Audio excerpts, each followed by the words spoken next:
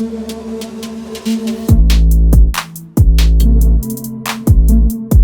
guys, Justin here. Welcome back to the channel.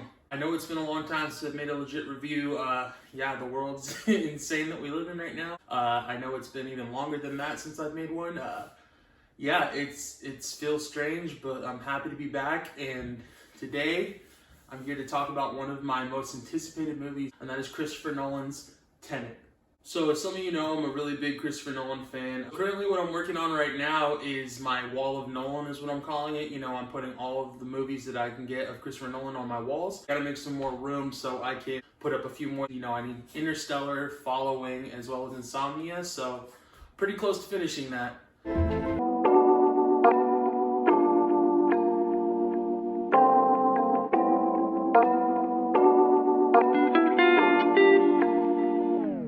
California, and movie theaters have been closed here for quite a while. Recently I did take a vacation over to Las Vegas, and I was excited to have the opportunity to finally see Tenet. I ended up seeing it twice on my trip there, and man, I want to keep watching it again. Just so you know guys, there is going to be a non-spoiler section of this review, which will be the beginning, and then towards the end I'll let you know when I'm going to be getting into the spoiler stuff. So I did watch Tenet in 2D as well as IMAX, and I must say there are some differences as far as the viewing and with the audio quality, whether that's with dialogue between characters because the sound levels are off, whether it's within the city or the vehicles or explosions or the music. I do know that Ludwig Göransson, who did the score for this movie, he also did Black Panther and Creed. He absolutely killed it. It does sound very Hans Zimmer-like, whether it was from Inception or from Dunkirk. There's very similar tones within the scores, which, hey, I love Inception and Dunkirk scores, so I did not have a problem with that. Also, the addition of Travis Scott to the soundtrack and score was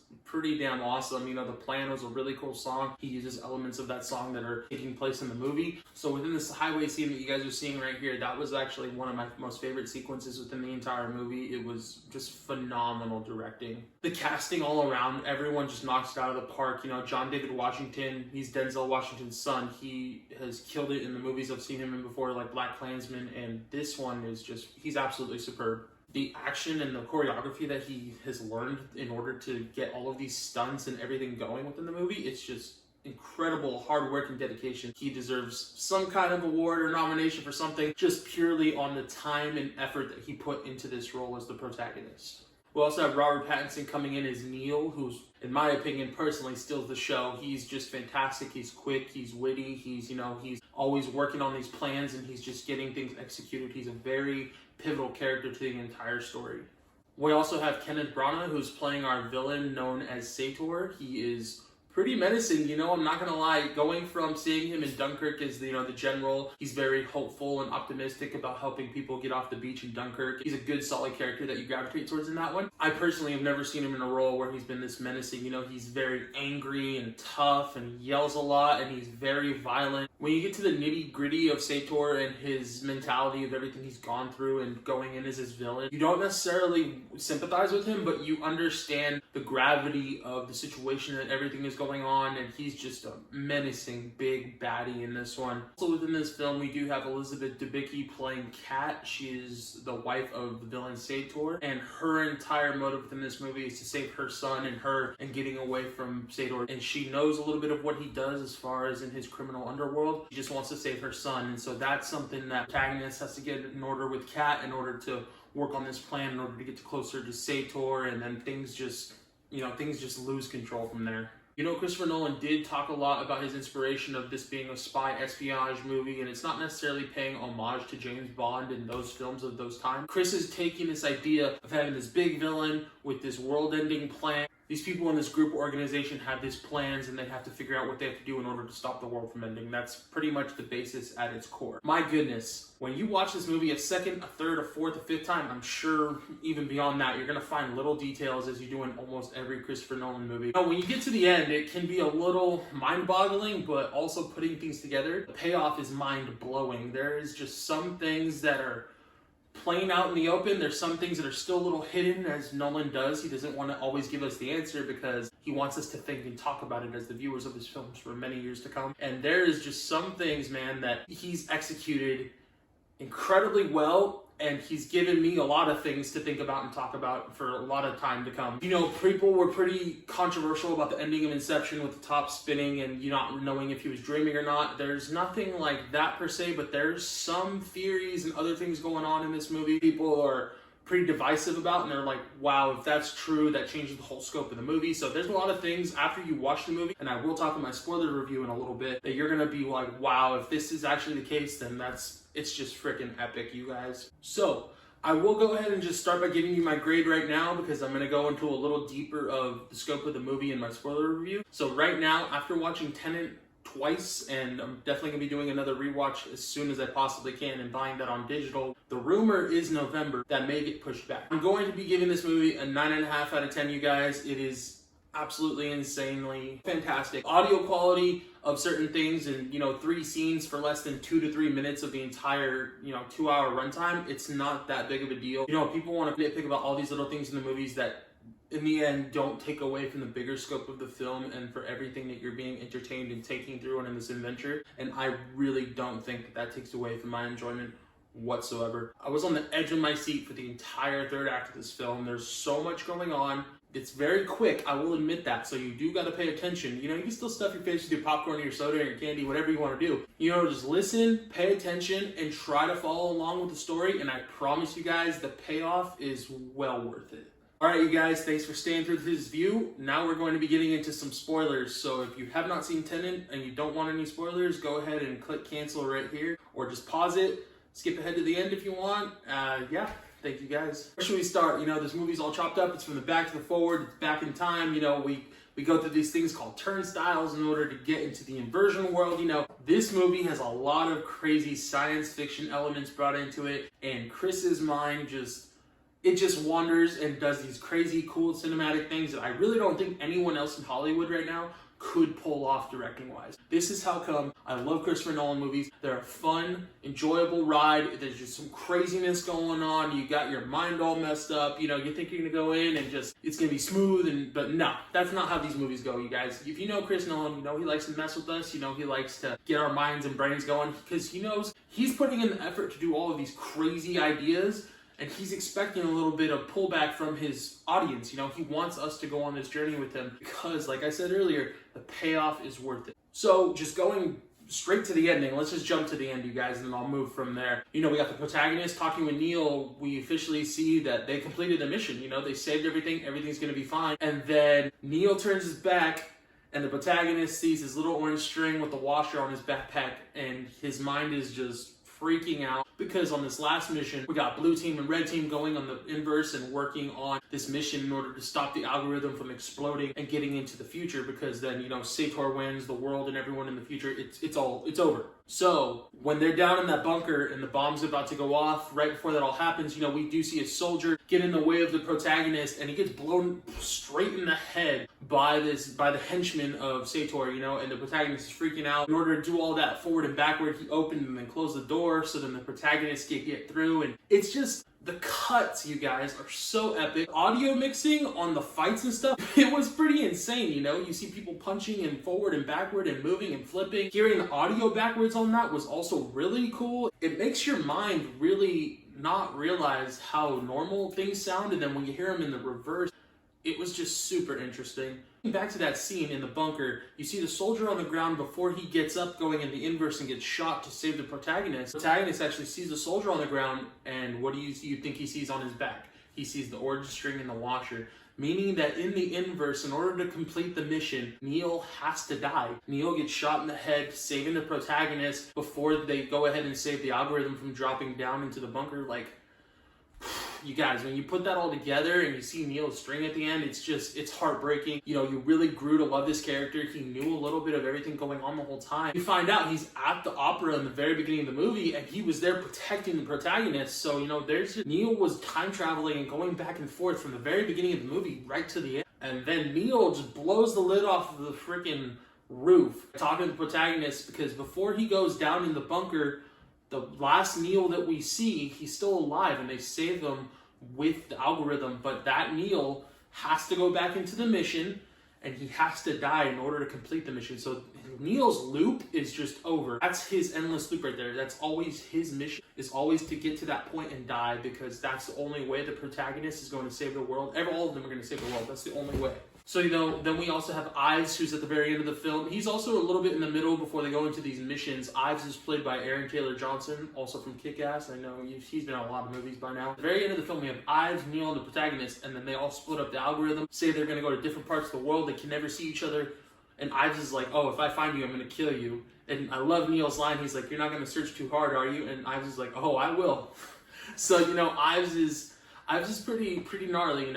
They really have to separate the algorithm, because at one point, if someone finds it all, they're gonna blow up the world. So if you guys are a little confused, I'll break things down for you. So the algorithm, that is the thing that's in those little metal boxes when they connect all 9 of them. That's the actual algorithm in order to reverse the entropy of all these weapons in the future. So the people in the future have this technology in order to reverse, like we see the bullets that the protagonist goes through and everything's backward. In the future, these people have the technology with this algorithm to change the entropy of everything, including people. So that's when they get this turnstile, which is the machine that helps you go backwards and forward and all of that. So that's what that is. Also, there's a lot of talk about posterity in the film. The protagonist talks about it, and then when he's recruited Tenet to talk about it, the whole point of posterity, the word is for everyone. It's for our future generations. So by fixing this and saving our Earth now, saving everyone in the future, because the world is not going to end now, because the people in the future, once they get the algorithm, it's over. So going into that, there's a lot of things I was talking with my buddies about, because they did see the movie as well. And one thing that is still really trippy, and, they explain in the movie, just don't try to understand all of it. That's their little cop-out of, there's a lot of things going on and you're not going to be able to fully understand it. But the main thing that's really trippy is the inversion concept, being in this hallways and this glass of the 2 rooms with the turnstiles, going from the red to the blue, and noticing that if you're going in forward, you have to go in at the same time. It's just, there's a lot of little nitpicky things that are pretty crazy in those couple of scenes.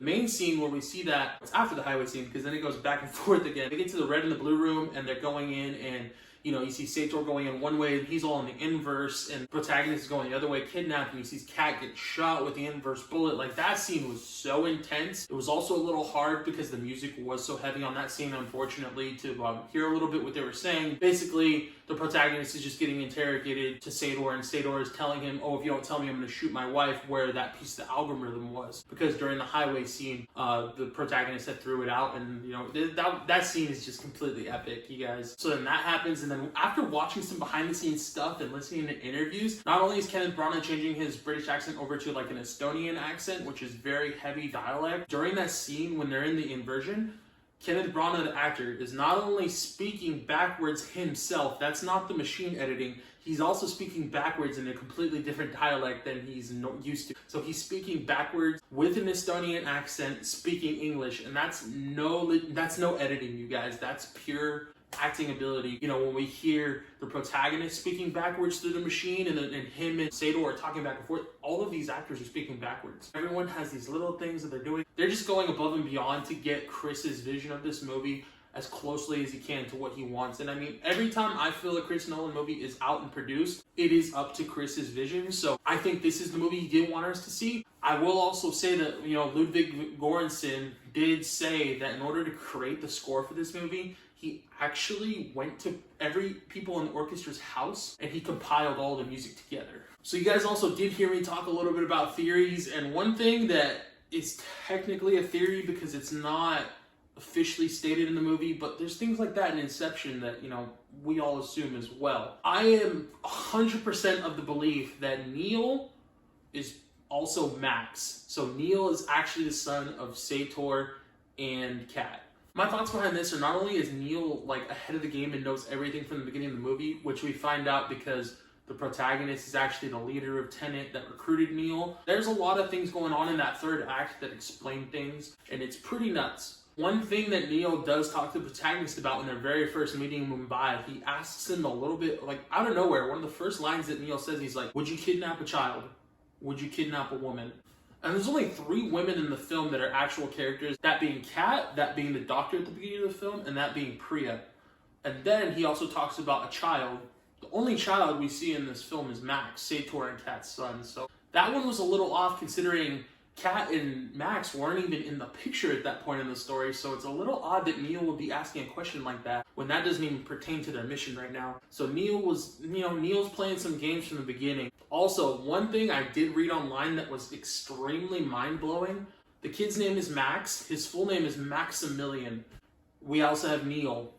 The last 4 letters of Maximilian, spelled backwards, spell Neil. That's something that was absolutely mind-blowing. Another thing that was also interesting was that one of the last lines that Neil gives in the film talking to the protagonist when he's telling him all of this, he says, "You have a future in the past." I mean, so then basically is he talking about when he's going to go, if he's going to go be with Kat at the very end of the film and then be this sort of father figure to Max, was that how he recruited Neil? Because Neil was the one recruited by the protagonist to be in Tenet? Did he already know him as a child? And then when he got older, like all of this happened? There's just so much little detail like that, you guys, that is just completely mind-blowing. Also, one other thing is before they go into the third act of the mission, when Kat is figuring out that she has to go stop Sador from killing himself, that's when he ends the world. So see him with this little heart monitor. He's dying from cancer, but he's always checking his health because he wants to stay healthy, because he wants to go out on his own terms and decide when he wants to destroy the Earth. When he dies, the algorithm goes to the future, and that's what happened. So when they're devising this plan for the third act for Kat to go back in the inverse and go with Sador on the boat,